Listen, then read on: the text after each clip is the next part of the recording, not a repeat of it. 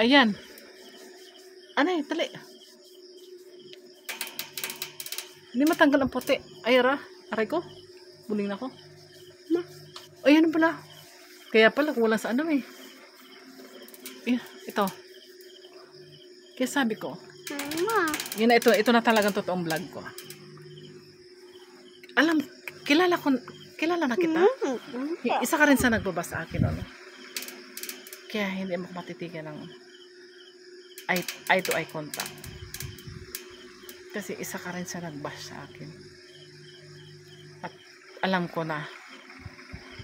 Kaya hindi mo ako matitigan ng diretsahan. Kasi parang pag humarap ako sa iyo, parang nakakonsensya ka sa akin. Parang may guilt ka sa sarili mo. Ayun. Kaya parang ako multo. Ayan. Mali. Igan na mali. Ayan, ganyan lang. Oo, tanggal na.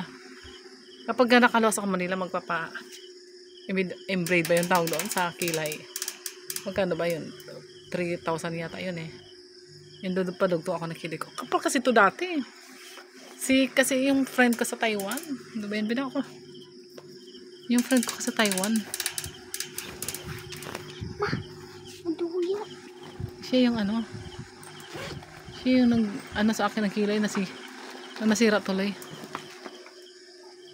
Kaya ito, papakapalin ko lang.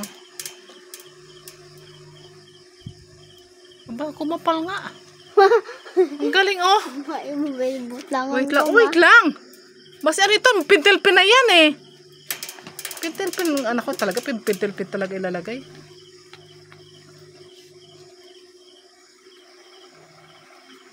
Magpapa-beauty tayo kasi nagbablog ka. Ayun, isa na sa akin ang sugat ko, masakit na nga ang bayan. Bakit kaya paborito gid sa sugat ko? Sakit-sakit yung sugat na yan, mas masakit pa yan sa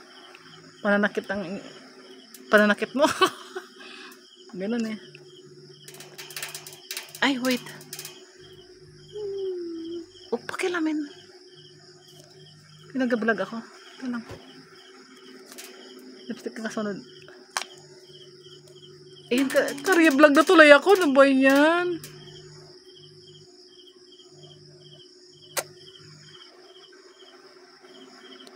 Hayaan mo na. Yan talaga. Sabi nga, alay pa. Matuloy na, career vlog na ako eh. Pero okay lang. That's normal. Ayun.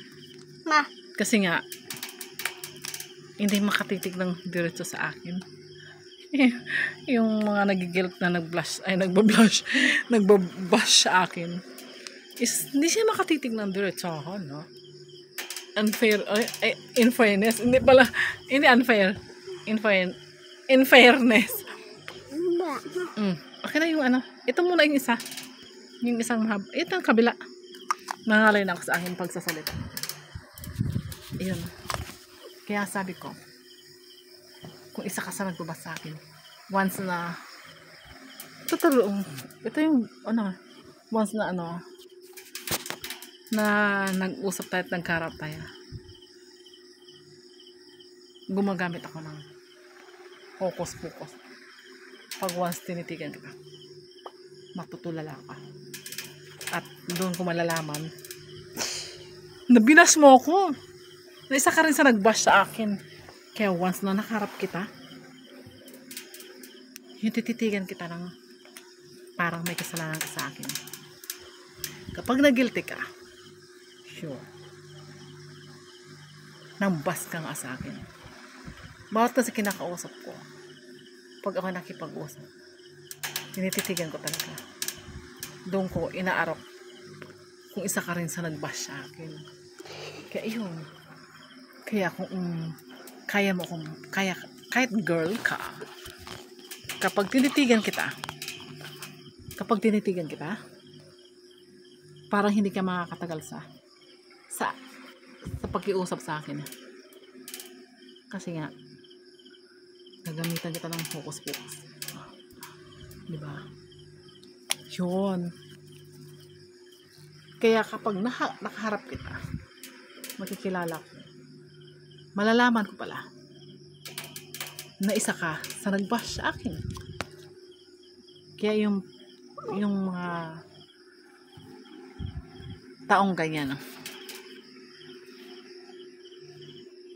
hindi makakalusot sa akin eh. Hindi makakalusot. At alam ko ang malinis ang konsensya. At alam ko rin ang naninira ng talikuran. Kasi yung mismong pinagkukwentan mo ay sobra ko naging close. Yan. Kaya huwag kang ganyan. Ang ganda ng lipstick ko.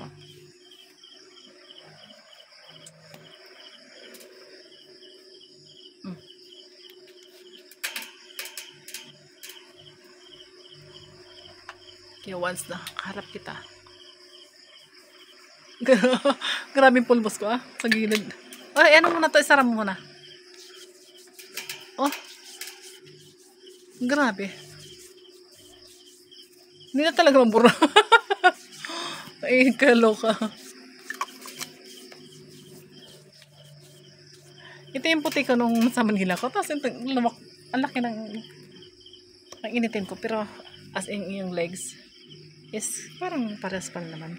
Kasi yung tiyan, taba ko na ngayon. nag 56 kilos ako. Pero okay lang.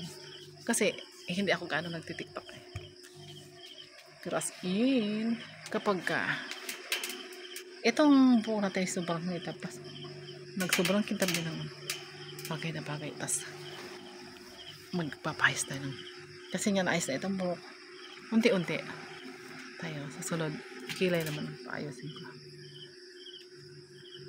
At dahil nga sa nakaharap ko bawat nagbash ako, kaya minsan balang araw yun nga, malalaman ko talaga ang taong akala mo ay perfect. Wala mo perfect, may baho ka. Ang lahat ng tao, karamihan may baho yan. Alam mo lang walang baho yung tunay na makadiyos. At lumaki siyang doon siya talaga sa church. Ay, pero kung galing ka sa relihiyon ng Katolik, sure, 100% may baho ka. Yun. Kaya huwag kang perfect.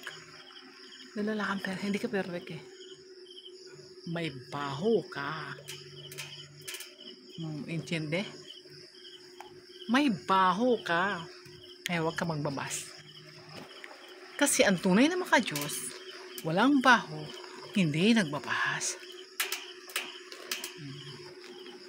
Diba? Gets mo? Am I right? Cho!